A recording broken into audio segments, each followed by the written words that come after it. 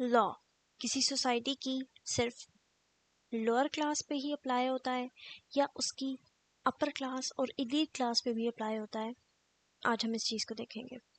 Hello everyone, welcome back to my channel. Law जो है वो एक ऐसा सिस्टम ऑफ रूल्स है, प्रिंसिपल्स है जो कि डिज़ाइन किया गया है रेगुलेट करने के लिए ह्यूमन बिहेवियर को, एक सोसाइटी में ऑर्डर को मेंटेन करने के लिए लॉ बनाया गया है, डिस्प्यूट्स को रिजॉल्व करने के लिए लॉ बनाया गया है और जस्टिस को इंश्योर करने के लिए लॉ बनाया गया है। अब बेसिकली लॉ जो है वो कॉर्नरस्टोन है किसी भी सोसाइटल फंक्शनिंग का। ये स्ट्रक्चर प्रोवाइड करता है सोसाइटी के अंदर जिसमें इंडिविजुअल्स, बिजनेसेस और गवर्नमेंट्स जो है वो ऑपरेट कर सकते हैं। अब लॉ एक डायनेमिक नेचर रखता है और ये बेसिकली अडेप्ट करता है changing societal values, technological advancements और emerging global issues. For example, अगर हम 50 इयर्स बैक जाएं तो हम एआई रिलेटेड लॉज नहीं देखते, लेकिन आज हम जीडीपीआर ईयू में देखते हैं, हीपा को हम देखते हैं जो कि यूनाइटेड स्टेट्स का हेल्थ इंश्योरेंस रिलेटेड लॉ है। तो इस तरह से हम बहुत सारे लॉज, एथिकल एआई के लॉज देखते हैं। तो इस तरह से बहुत सारे लॉज जो हैं वो चेंजिंग सोसाइटल वैल्यूज़ और टेक्नोलॉजिकल एडवांसमेंट्स में हम देखते हैं। अब लॉ जो है वो एक फाउंडेशन है जो कि एक बहुत वेल फंक्शनिंग सोसाइटी बनाता है। अब लॉ को जो है वो कैटेगराइज किया जाता है पब्लिक लॉ में और प्राइवेट लॉ में। पब्लिक लॉ जो है वो गवर्न करता है the relationship between individual and the state, और प्राइवेट लॉ गवर्न करता है रिलेशनशिप बिटवीन इंडिविजुअल्स और एंटिटीज। अब लॉ के की प्रिंसिपल्स क्या है? सबसे पहले तो ये इक्वल है। थ्योरेटिकली लॉ इक्वल है, लेकिन प्रैक्टिकली लॉ इक्वल है या नहीं ये एक कंट्री के पॉलिटिकल सिस्टम के ऊपर डिपेंड करता है कि उस कंट्री के ऊपर मनी मोनोपोली है या उस कंट्री के अंदर यूनिवर्सैलिटी है, इक्वालिटी है, रूल ऑफ लॉ है। तो फिलहाल हम थ्योरेटिकल पर्सपेक्टिव्स देखेंगे और देखेंगे कि लॉ जो है वो इक्वालिटी की नेचर रखता है और ये इंश्योर करता है कि हर इंडिविजुअल को इक्वली ट्रीट किया जाए लॉ के अंडर, चाहे वो किसी भी एथनिसिटी से ताल्लुक़ रखता हो, किसी भी सोशल स्टेटस का हो। और ये प्रिंसिपल इक्वालिटी जो है वो बेसिकली एक कॉर्नरस्टोन है एक जस्ट और डेमोक्रेटिक सोसाइटी का।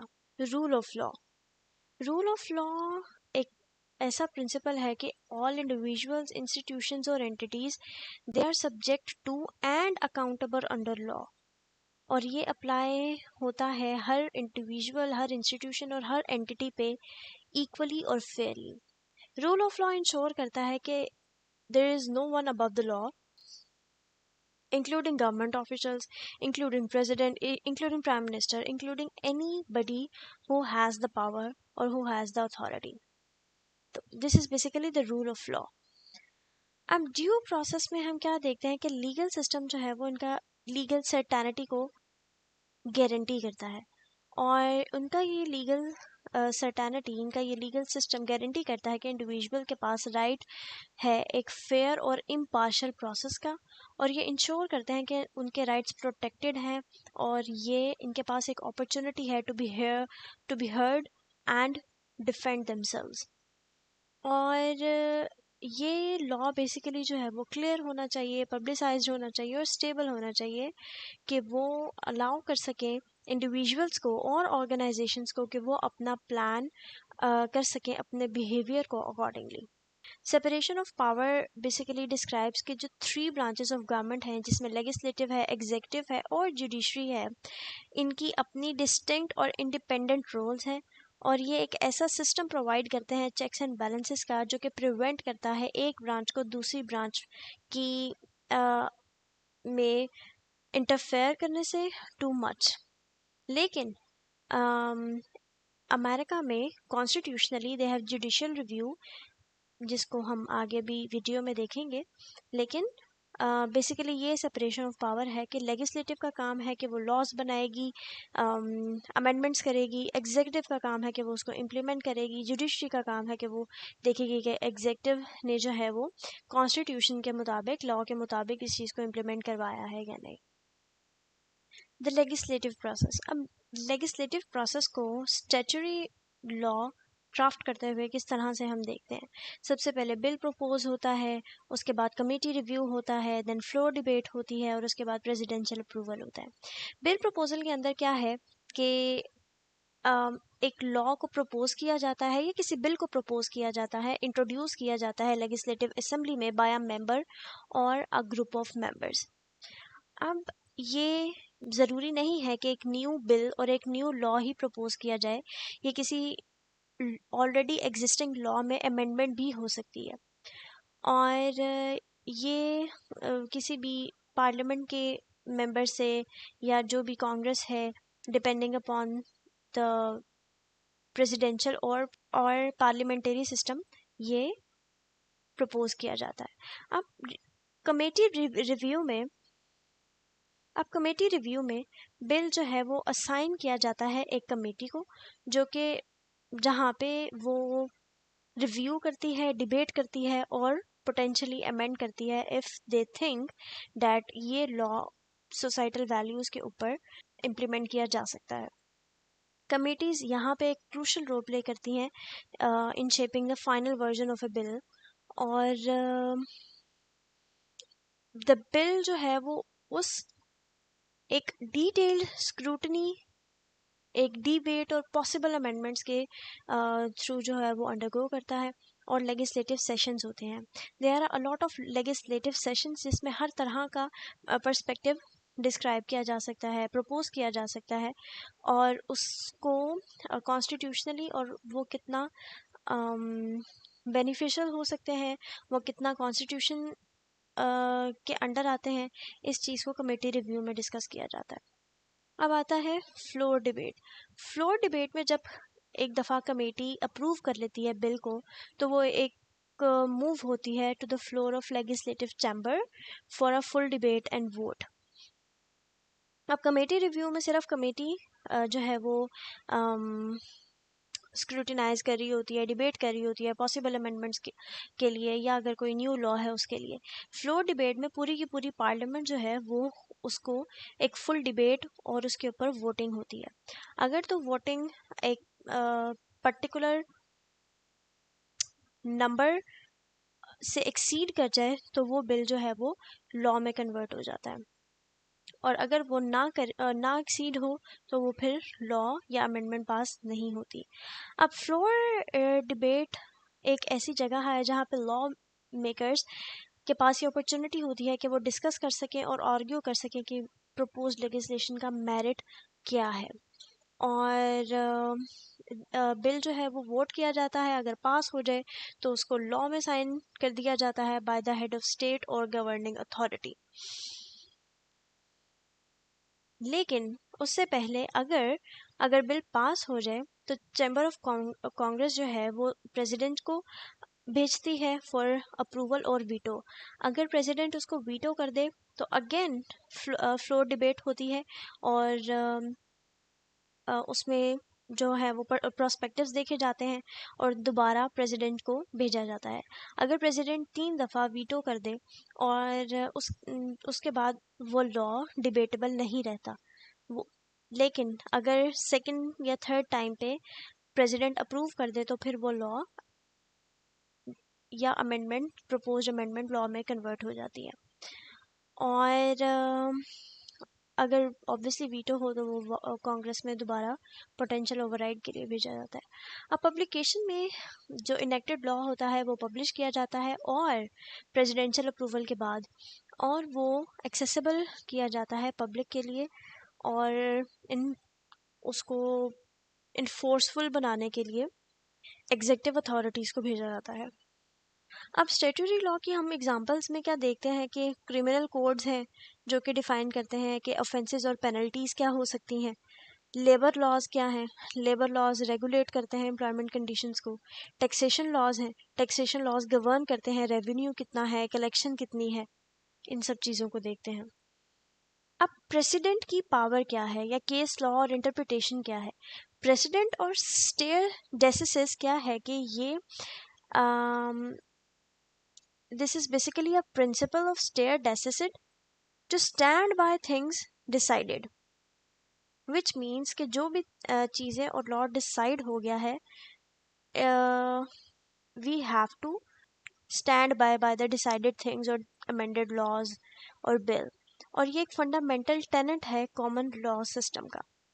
अब यहाँ पे प्रेसिडेंट और डेयर डेसिसिस सिस्टम जो है वो रिक्वायर करता है कोर्ट्स को कि वो प्रेसिडेंट्स को फॉलो करें जो कि प्रीवियस रूलिंग्स के थ्रू सेट की जाती हैं, और वो इंश्योर करें कंसिस्टेंसी को और प्रेडिक्टेबिलिटी को इन द लॉ। अब यहाँ पे प्रेसिडेंट क्या है कि प्रेसिडेंट में जजेस they only rely on past rulings को प्रेसिडेंट कहते हैं, और वो डिसाइड करते हैं केसेस को उन सिमिलर फैक्ट्स की बेस पे, और वो इंश्योर करते हैं प्रेडिक्टेबिलिटी को, कंसिस्टेंसी को, और हायर कोर्ट डिसीजंस जो हैं वो उनका डिसीजन बाइंड होता है लोअर कोर्ट्स के ऊपर within the same jurisdiction. और केस लॉ बेसिकली है क्या कि केस लॉ रेफर करता है to the body of judicial decisions जो कि इंटरप्रेट करती है और अप्लाई करती है स्टैट्यूट्स को, कॉन्स्टिट्यूशनल प्रोविजंस को और लीगल प्रिंसिपल्स को। और ये basically often it is refer to as जज मेड लॉ। अब जुडिशियल डिस्क्रिशन इसमें क्या हो सकती है कि जब courts they are bound by the precedents यानी कि पास्ट रूलिंग्स, और दे उनके पास एक डिग्री ऑफ डिस्क्रिशन होती है कि वो स्पेसिफिक केसेस में किस तरह से लॉ को अप्लाई कर सकते हैं।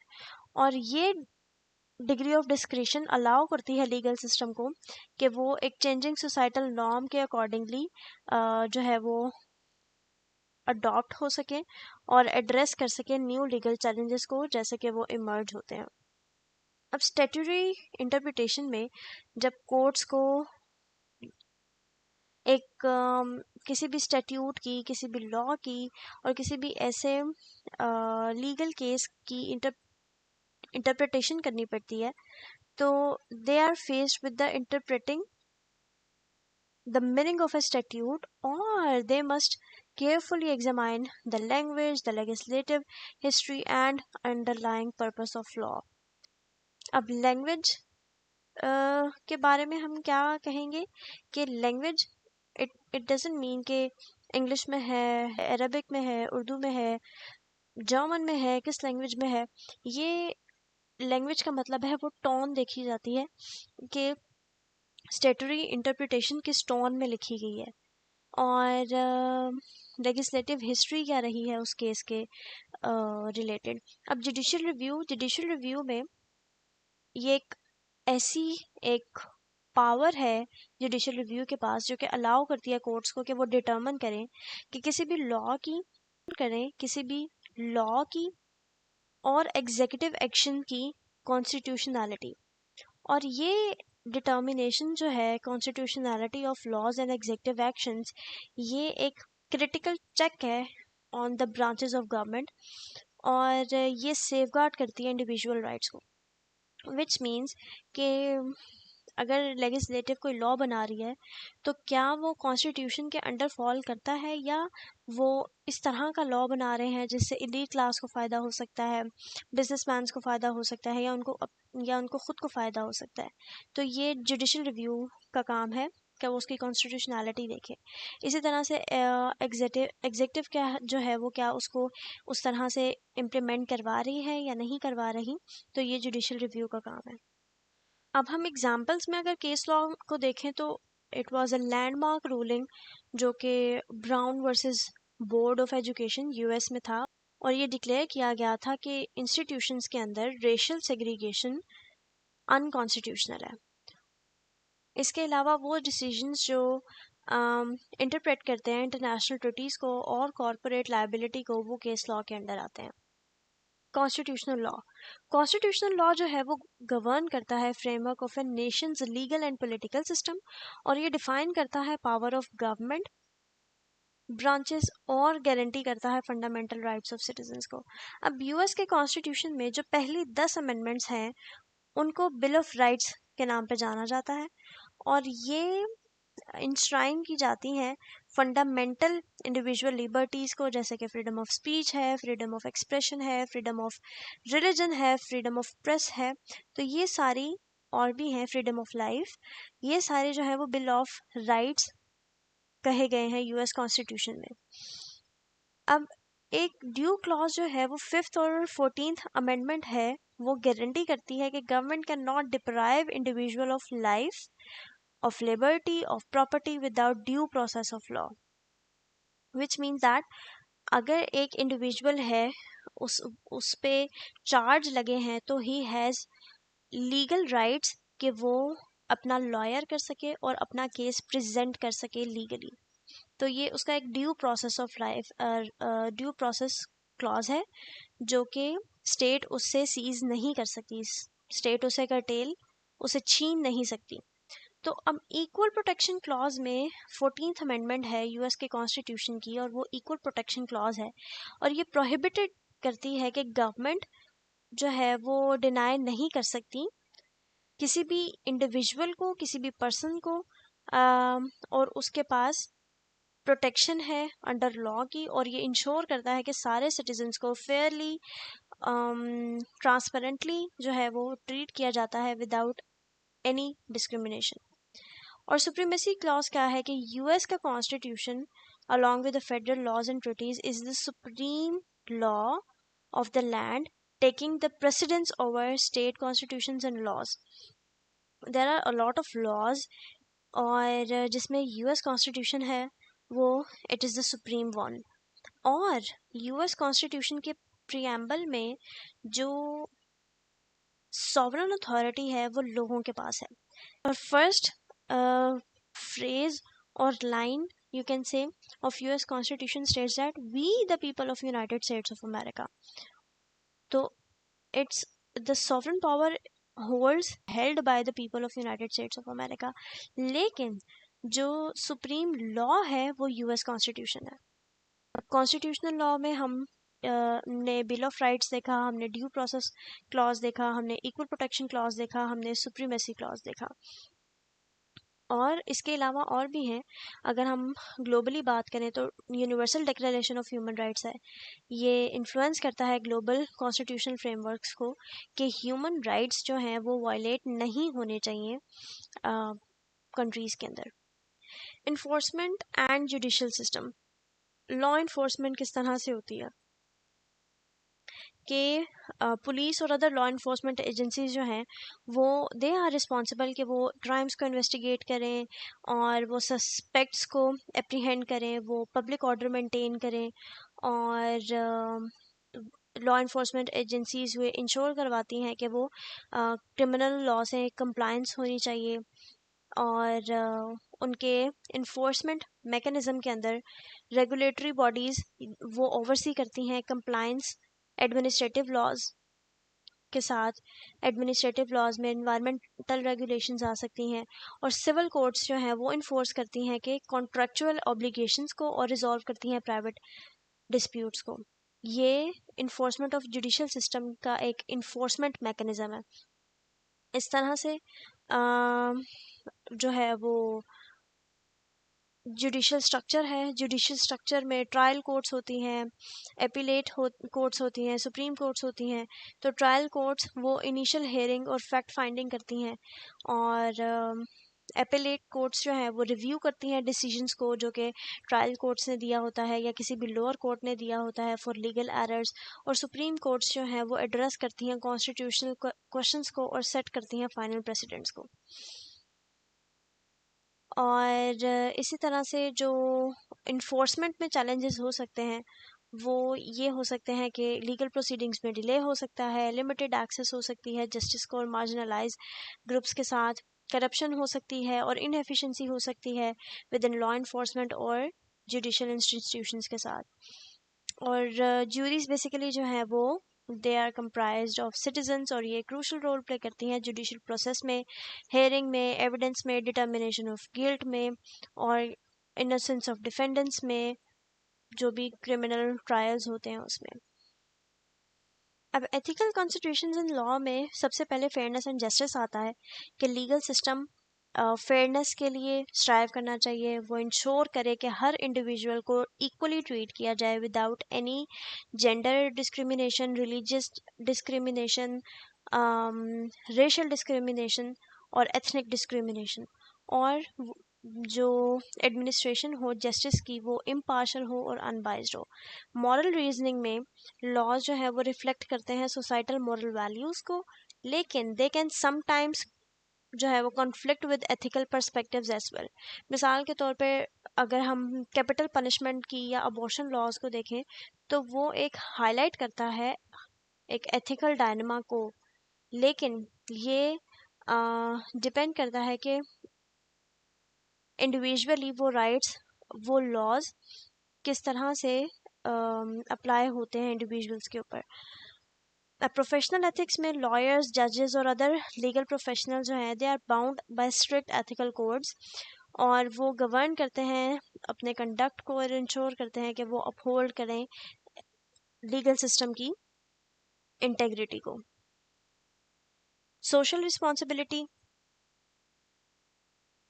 अब लीगल सिस्टम की एक रिस्पॉन्सिबिलिटी है कि वो एड्रेस करे सोसाइटल इश्यूज़ को, जिसमें इनइक्वालिटी है, डिस्क्रिमिनेशन है, एनवायरमेंटल कंसर्न्स हैं, क्रिमिनल एक्टिविटीज़ हैं, और उनको कलेक्टिव रिस्पॉन्सिबिलिटी को बैलेंस करना है, लॉज को इंश्योर करना है कि वो अनजस्टली अप्लाई ना हो और इम्पोज ना किए जाएं अनड्यू बर्डन्स के साथ, और लॉ जो है वो ग्रेटर गुड के लिए सर्व हो। द फ्यूचर ऑफ लॉ, अब फ्यूचर ऑफ लॉ में जैसा कि मैंने वीडियो के स्टार्ट में बात की कि टेक, लीगल टेक के नाम से एक पूरी की पूरी अब फील्ड आ गई है, और लीगल इंडस्ट्री जो है वो एक डिजिटल ट्रांसफॉर्मेशन एक्सपीरियंस कर रही है, जिसमें आर्टिफिशियल इंटेलिजेंस है। Artificial intelligence can be way more beneficial, and it also can be way more harmful for the people as well. So data privacy बहुत इंपॉर्टेंट रोल प्ले करती है, GDPR बहुत important role play करता है, artificial intelligence है, blockchain है और other technologies हैं, वो रेवोल्यूशनलाइज कर रही हैं लीगल सर्विसेज को और लीगल प्रैक्टिसेस को। और ये $50 बिलियन की एक इंडस्ट्री है जो कि अभी और फ्लरिश करेगी। और ग्लोबलाइजेशन में जो है वो we all know that globalization में हम दुनिया को, वर्ल्ड को एक इंटरकनेक्टेड विलेज कहते हैं। तो ये हार्मोनाइज करता है लीगल फ्रेमवर्क्स को और emergence of international laws and treaties. So there is a dire need कि इस तरह का कोई इंटरनेशनल लॉ बनाया जाए, इंटरनेशनल ट्रीटीज़ साइन की जाएं डाटा प्रोटेक्शन के अंदर, डाटा मैनिपुलेशन के अंदर, और आर्टिफिशियल इंटेलिजेंस के ऊपर। और फिर उसके बाद जो है वो 5 रेगुलेटरी सैंडबॉक्सेस हैं, और वो different governments around the world जो है वो सैंडबॉक्सेस को एक्सपीरियंस कर रही हैं, जो कि अलाउ करती हैं control testing of innovative products and services, ताकि वो एक लीगल फ्रेमवर्क को इमर्जिंग टेक्नोलॉजिकल एडवांसमेंट्स के लिए अडॉप्ट कर सकें। और उसके अलावा $50 मिलियन की जो है वो इंडस्ट्री है, जिसमें रिसर्च एंड डेवलपमेंट की, जिसमें एफर्ट्स की जा रही हैं कि वो एक इम्प्रूव्ड लीगल सर्विस हो अराउंड द वर्ल्ड, और जस्टिस सिस्टम हो जो कि बहुत इम्प्रूव्ड वर्जन के साथ हो, particularly for under deserved population. और ये इस तरह के इनिशिएटिव्स जो हैं वो लीगल एड प्रोवाइड कर सकें और डिस्प्यूट रेजोल्यूशन का अल्टरनेटिव सोल्यूशन प्रोवाइड कर सकें। और सबसे ज़्यादा जो है वो लीगल टेक के अंदर इंटेलेक्चुअल प्रॉपर्टी राइट्स बहुत इम्पॉर्टेंट रोल प्ले करते हैं कि ये इंटेलेक्चुअल प्रॉपर्टी राइट्स किस में आते हैं। इधर वो एआई जो डेवलपर है उसके ये राइट्स हैं, या ये गवर्नमेंट किसको ग्रांट करती है IPR, इंटरनेशनल प्रॉपर्टी राइट्स, ये गवर्नमेंट डिटरमिन करती है। और सोशल नॉर्म्स इवॉल्व हो रहे हैं जिसमें लीगल रिस्पॉन्सेज जो है वो changing societal attitudes towards gender equality और राइट्स और रेशियल जस्टिस, इसके लिए इन सब के अकॉर्डिंगली चेंज हो रहा है। डिक्रिमिनलाइजेशन हो रही है और legalization of previously prohibited activities such as cannabis use, और इस तरह की जो पहले अलाउड नहीं थी एक्टिविटीज़ को वो समहाउ पार्शली कुछ एरियाज़ में अलाउ की जा रही हैं। तो ये एक इमर्जिंग ट्रेंड्स हैं, फ्यूचर इम्प्लिकेशंस हैं, जिसमें टेक्नोलॉजिकल एडवांसमेंट है, ग्लोबलाइजेशन और इंटरनेशनल लॉ है, इवॉल्विंग सोशल नॉर्म्स हैं, challenges of digital AI governance है। तो बेसिकली लीगल सिस्टम जो है वो एक फाउंडेशन है एक सोसाइटल ऑर्डर का। ये ट्रेडिशन को और अडेप्टेबिलिटी को बैलेंस करता है और इसके प्रिंसिपल्स को, प्रोसेसेस को और इवॉल्विंग चैलेंजेस को अंडरस्टैंड करते हुए हम ये अप्रिशिएट कर सकते हैं इसके रोल को कि वो जस्टिस को फॉस्टर कर रहा है, वो प्रोग्रेस कर रहा है और साथ ही साथ वो मॉडल वर्ल्ड की कम्प्लेक्सिटीज़, टेक्नोलॉजिकल एडवांसमेंट्स और इस तरह की टेक को एड्रेस कर रहा है। That's for today. See you in the next video.